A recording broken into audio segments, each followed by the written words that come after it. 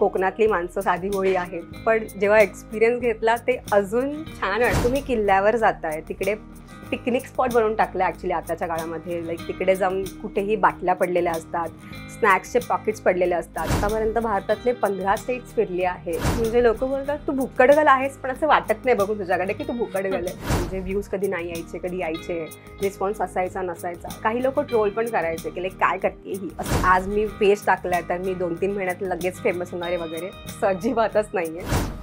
नमस्कार मंडळी, मी भाग्यश्री पुन्हा एकदा तुमचं स्वागत करते ओनली मानिनीवर. आज आपल्यासोबत आहे भुक्कड गर्ल प्राची राजकोर. प्राची, खूप स्वागत आहे तुझं ओनली मानिनीमध्ये. बघायला गेलं तर इन्फ्लुएन्सर म्हटल्यानंतर सर्वांनाच उत्सुकता असते की नेमकं हे काम कसं करतात, कुठे कुठे फिरतात, काय काय खातात. आणि तुझं तर भुक्कड गर्ल हे पेज आहे आणि तुझ्या भुक्कड गर्लच्या पेजच्या व्हिडिओमुळे अनेकांना भूक लागलेली आहे. तर मला वाटतं की तुझी जर्नी जी होती सुरुवातीपासूनची ती सांगावीस. वेल, हॅलो, माझं नाव प्राची आणि माझं पेज मी सुरू केलं आहे 2018 पासून. आणि पहिले आपल्याकडे रील्स वगैरे नव्हत्या. सो तेव्हा फक्त आपण फोटोज वगैरे टाकायचो. सो मी तेव्हापासून माझी जर्नी सुरू केली आहे. त्याच्यामध्ये मी फूडचे जे आपले फोटोज होते ना, मी ते टाकायची आणि रिव्ह्यूज द्यायची. सो मग तेव्हापासून एक पोस्ट टाकत गेली तर तसा रिस्पॉन्स येत गेला मला चांगला. आणि लोक असे कमेंट्स पण करायचे की आम्ही इकडे जाऊ, इकडे व्हिजिट करू, खूप छान काम करतायत तुम्ही, आम्हाला वेगवेगळे प्लेसेस दाखवतायत जिकडे आम्ही गेलो नाही आहे. सो आम्ही हे जागा एक्सप्लोअर करू शकतो असं. सो तसं करत करत 500, 1000, 2000 असे फॉलोअर्स होत गेले. पण मग एका पॉईंटनंतर लॉकडाऊन लागला आणि सगळेच आपण घरी बसलेलो. सो तेव्हा कसं फूड एक्सप्लोअर करणार, म्हणून मी ह्याच्या आधी जे मी ट्रॅव्हल केलेलं, मी ते सगळे जे फोटोज होते ते मी एक टाकत गेली. माझे जे एक्सपिरियन्स होते त्या ट्रॅव्हलमध्ये मी ते शेअर करत गेली आणि त्याला प्रचंड रिस्पॉन्स यायला लागला. सो आय वॉज लाईक की मी रेस्ट्रिक्शन नको ठेवायला की फक्त फूडचंच करूया आपण. सो मी तसं ट्रॅव्हल पण सुरू केलं. 2018 ते 2025 बघायला गेलं तर खूप मोठा कालावधी आहे. सुरुवातीला असं कुठे झालं का की पोस्ट टाकत गेलीस, त्यानंतर फॉलोअर्स येत गेले, पण एवढ्या वर्षामध्ये तुला असं वाटलं का की अजून फॉलोअर्स वाढले पाहिजेत? म्हणजे जी भीती असते खरं तर इन्फ्लुएन्सरला किंवा क्रिएटरला, ती कुठे होती का सुरुवातीच्या काळात? ॲक्च्युली मी असं फॉलोअर्ससाठी किंवा व्ह्यूजसाठी म्हणून सुरू नव्हतं केलं. म्हणजे मला आवडायचं की लाईक आपण एक्सप्लोअर करूया. म्हणजे मी जरा जास्त क्युरियस पर्सन आहे, मला गोष्टी जाणून घेण्यासाठी जास्त इंटरेस्ट आहे. सो असंच कुठेतरी जाऊया, एक्सप्लोअर करूया, तिथली माहिती गोळा करूया, हे मला आवडतं. सो मी तसं करत करत मी फक्त टाकायचं काम केलं. मी त्याच्यामधून काहीतरी मिळेल ह्याची अपेक्षा ॲक्च्युली केली नव्हती. सो आय गेस म्हणून मला एवढं डिफिकल्ट नाही वाटलं. पण नंतर एक फेस असा आला की लाईक काही रिस्पॉन्स येत नव्हता आणि थोडंसं डाऊन झालेलं इंस्टाग्राम. सो तेव्हा माझं असं झालेलं तळ्यात मळ्यात की काय करायचं. कारण की मी विचार करत होती की आता फुल टाईम क्रिएटर आपण करूया असं.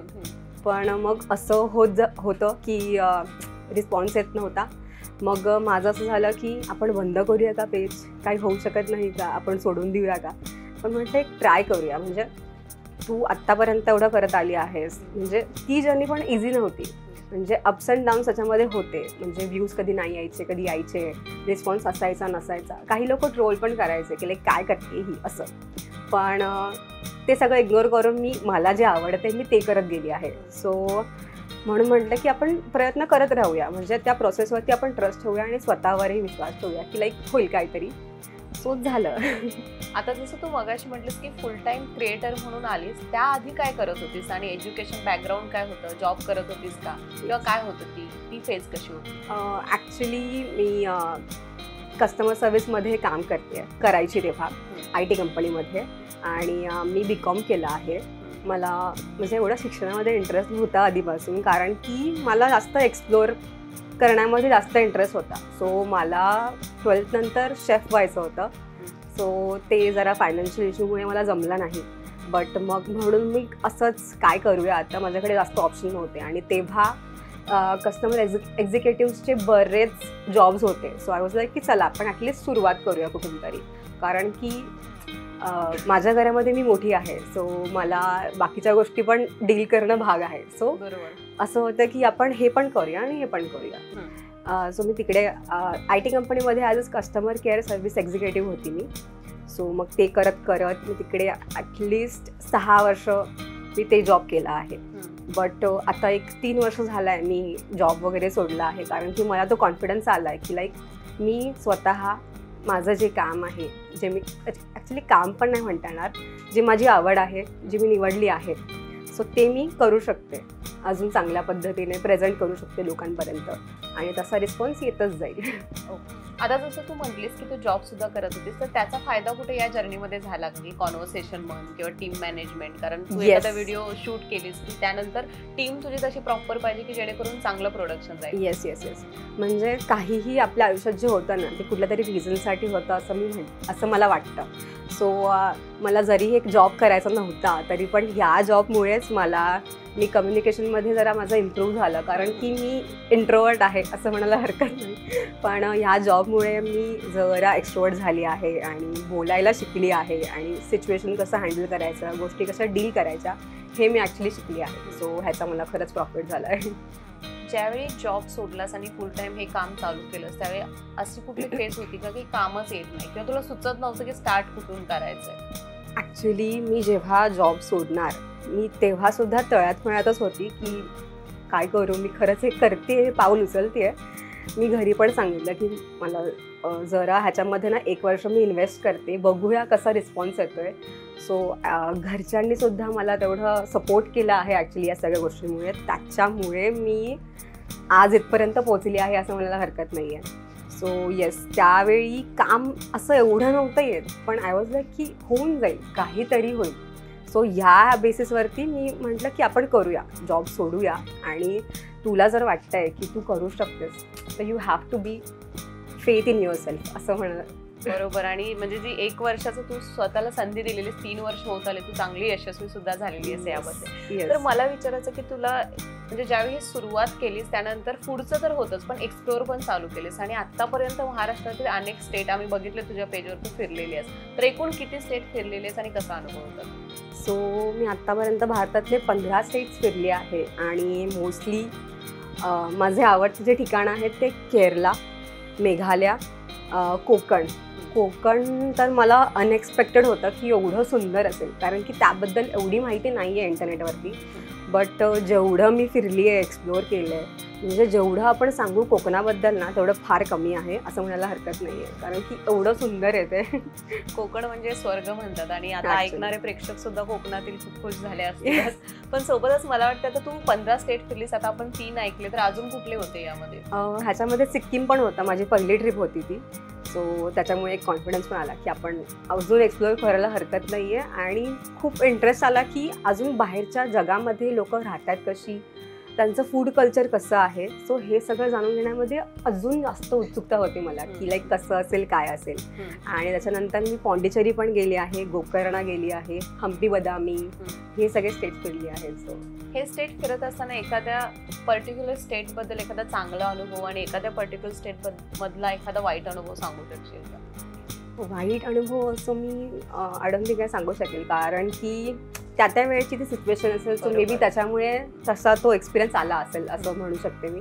बट चांगले एक्सपिरियन्सेस म्हणजे केरलामधलं ते जे फूड आहे ते, किंवा कोकणमध्ये आम्ही गेलेलो तर तिकडे आम्ही रात्री आमचं स्टेच्या जवळच बीच होता, तर आम्ही तिकडे बसलेलो सगळे फ्रेंड्स असेच. तर तिकडे ना काही मासेमार ते मासे काढत होते, तर आम्ही म्हणतो की आम्ही पण जाऊन बघूया, आणि बघता बघता आम्ही हेल्प करायला लागलो त्यांना की आम्ही काही मदत करू का म्हणून. सो त्यांनी आम्हाला सगळं झाल्यावरती फ्रीमध्ये मासे दिले की हे घ्या तुमचं बक्षीस, तुम्ही आमच्यासाठी काम केलं त्याच्याबद्दल.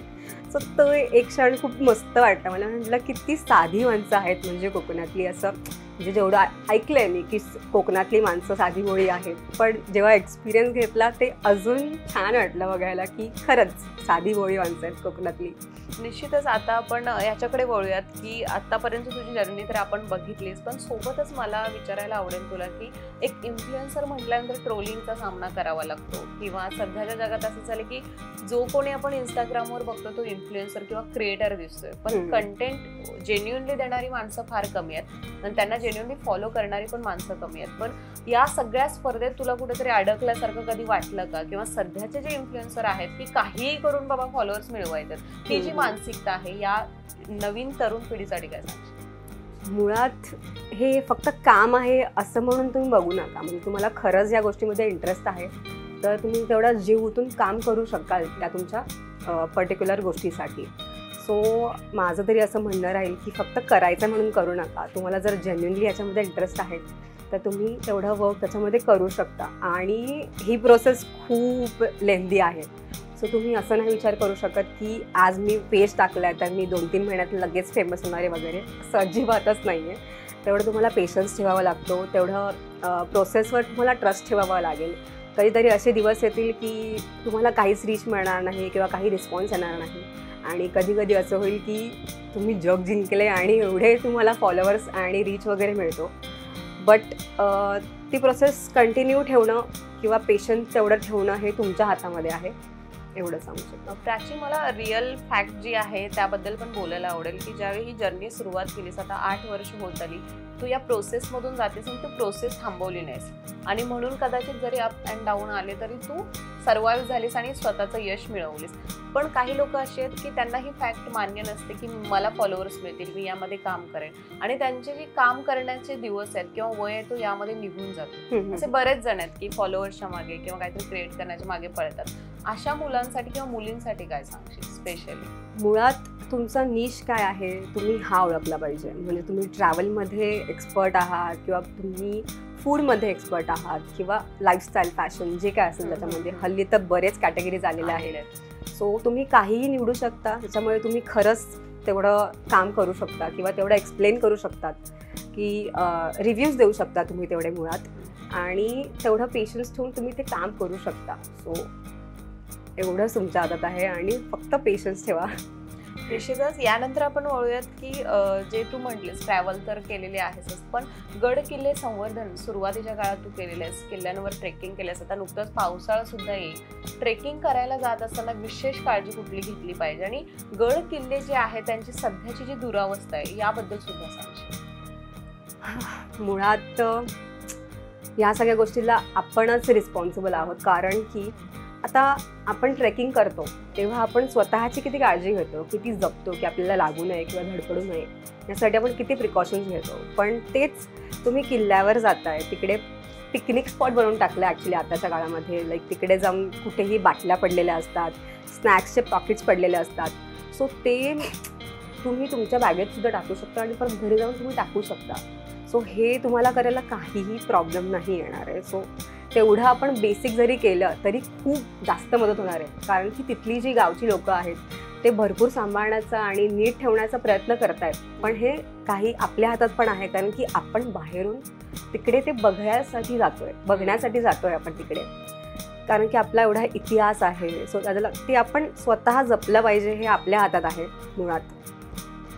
तेवढंच सांगू शकेल मी. अजून काही आपण म्हणजे बोलण्यासारखं बरंच आहे ह्याच्यामध्ये, पण आपली मानसिकता अशी झाली आहेत आता की हा फक्त पिकनिक स्पॉट आहे आपलं, सो आपण तिकडे जाऊन चिल मारतोय आणि पुन्हा येतोय, बस असं झालंय ते. म्हणजे आता जसं तू बोललीस की पिकनिक स्पॉट, तर मला तुझ्याकडून ऐकायला आवडेल की गड किल्ले फिरल्यानंतर रिअल अनुभव कसा येतो खरं तर. म्हणजे मनातून तुला काय वाटतं, काय फिलिंग्स असतात त्या, का फिरावं लोकांनी, का त्या जागी बघावं, आपला इतिहास तिथे घडलाय म्हणून आपण जातो, पण तिथून काही ऊर्जा चांगली मिळते का, नक्की काय अनुभव असतो?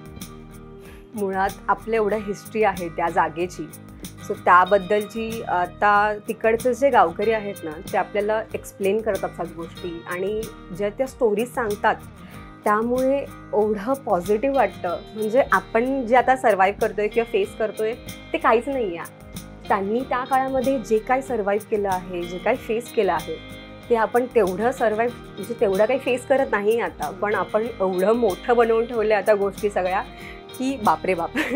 सो ते ऐकून किंवा ते बघून एवढं पॉझिटिव्हिटी वाटतं की त्यांनी एवढं काही फेस केलं आहे, पण आपण हे एवढंसं फेस करू शकत नाही का, किंवा आपण आपल्या स्वतःमध्ये बदल घडून आणू शकतो, पण आपल्याला तो करायचा नसतो. कारण की आपण आता कम्फर्ट झोनमध्ये गेलेलो आहोत की आपल्याकडे सगळं आहे, सगळं मिळालेलं आहे, सो आपण फक्त वापर करून घ्यायचा त्याचा, असं झालेलं आहे आता.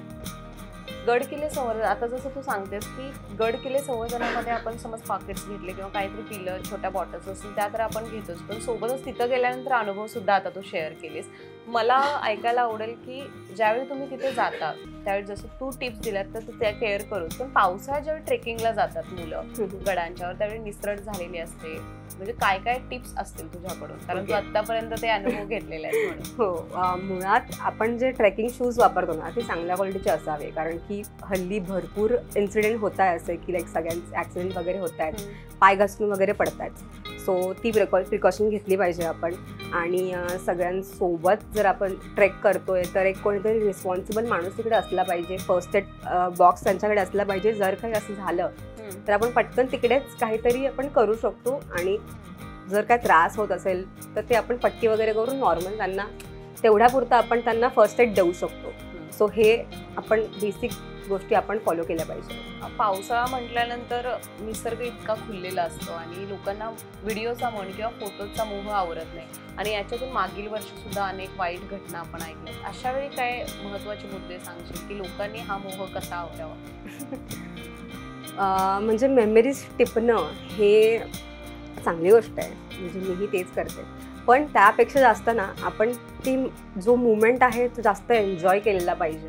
म्हणजे तुम्ही फोटोज वगैरे काढताय, व्हिडिओ वगैरे काढताय, दॅट इज फाईन, बट तिकडे त्या मुवमेंटला तुम्ही ते जगा असं म्हणायला हरकत नाही.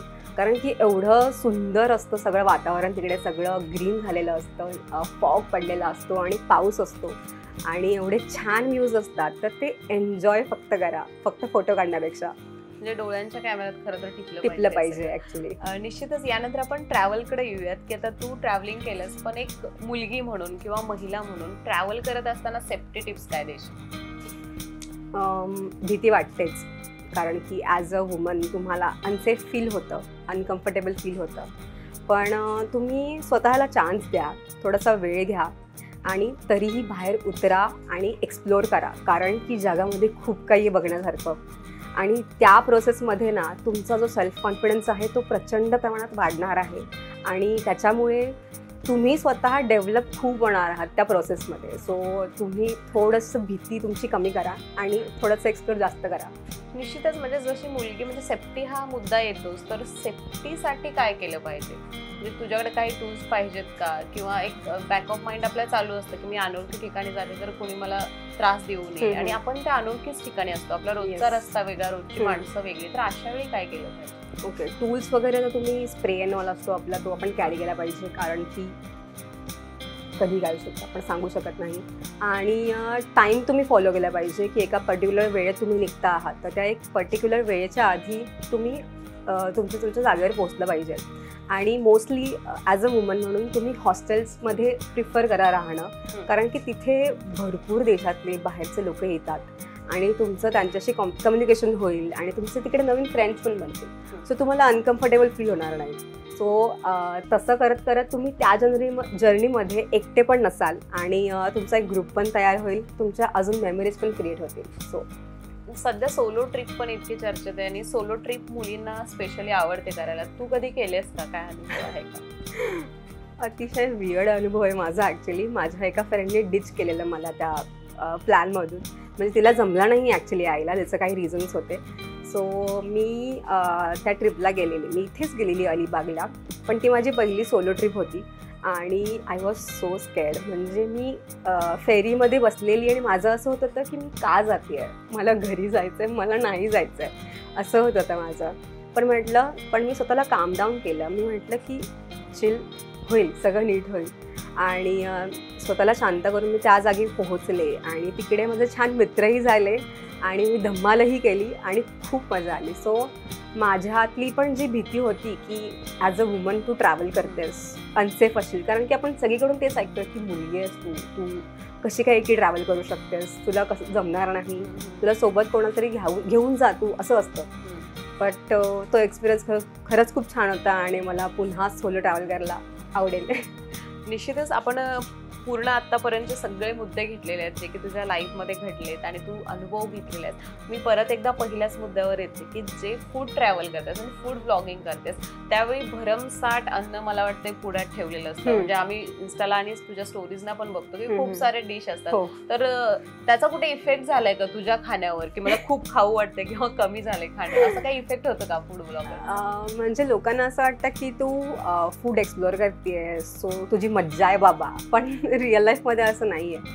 म्हणजे आपण शूट करायचं असतं आपल्याला आणि काही प्लॅन्स ठरलेले असतात की कुठल्या अँगलने घ्यायचं आहे, कसे कसे शॉट्स घ्यायचे आहेत, हे सगळं डिसाईड झालेलं असतं. सो त्या प्रोसेसमध्ये जो वेळ आणि एनर्जी जाते ना, त्यामुळे माझं ॲक्च्युली खाणंच कमी झालं आहे. म्हणजे लोक बोलतात तू भुक्कडगल आहेस, पण असं वाटत नाही बघून तुझ्याकडे की तू भुक्कडगल आहे. पण जे रिअल त्रास आहे तो माझा मलाच माहिती आहे की किती प्रॉब्लेम होतो आहे. म्हणजे ह्या सगळ्यामध्ये माझ्या हेल्थवर इफेक्ट होतो आहे, बट स्टील मला हे आवडतं आहे आणि मी एन्जॉय करते माझं हे प्रोसेस जे आहे ते. सो मजा येते. निश्चितच तुला पूर्ण शुभेच्छा आहेत. पण जाता जाता शेवटचा प्रश्न असा की नवीन क्रिएटर आणि नवीन जे इन्फ्लुएन्सर जे जेन्युइनली माहिती देऊ इच्छित आहेत, जसं की तू देतेस तुझ्या पेजवर, सेम तशा मुलांसाठी काय संदेश देशील? सो तुम्ही खूप छान काम करत आहात आणि असंच काम करत राहा. आणि खरंच खूप गरज आहे सध्याच्या काळात जेन्युइन इन्फॉर्मेशनची, कारण की हल्ली रील्स प्रचंड आहेत, पण जे जेन्युइन कॉन्टेंट आहे ना तो खूप कमी आहे. सो तो बघण्यासाठी लोक उत्सुक आहेतच. ओके, सो ते तुम्ही करत राहा आणि तुम्ही सक्सेसफुल नक्कीच व्हाल. थँक्यू प्राची, तू तुझा वेळ काढलास आणि आमच्याशी छान अशा गप्पा मारल्यास. प्रेक्षक तुम्हाला सुद्धा आमच्या गप्पा आवडल्या असतील तर नक्कीच लाईक करा. त्याचबरोबर तुमचे प्रतिसाद कळवायला विसरू नका. आणि हो, जर तुम्ही ओनली मानिनीला अजूनही नवीन असाल तर सबस्क्राईब करायला विसरू नका. धन्यवाद.